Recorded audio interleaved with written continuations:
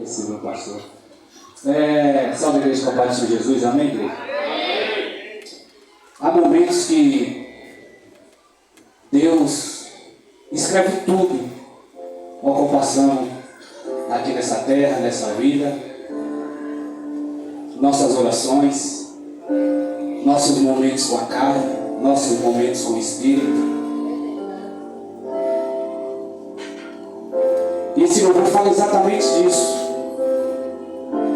Há momento em que muitos aplaudem nossa história, nossos momentos bons, nossos momentos ruins.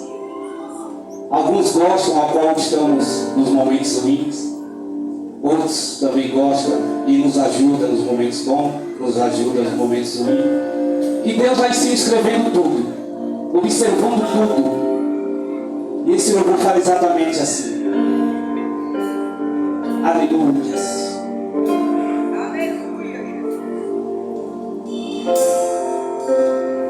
Deus de glória.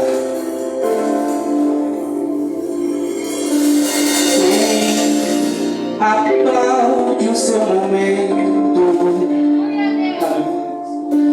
totalmente aplaudiria sua história.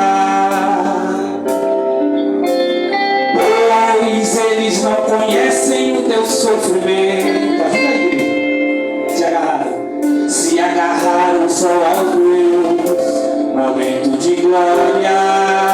Quer saber? Mas quer saber, isso não é novo. Isso sempre aconteceu com os nossos pais na fé. Aconteceu assim.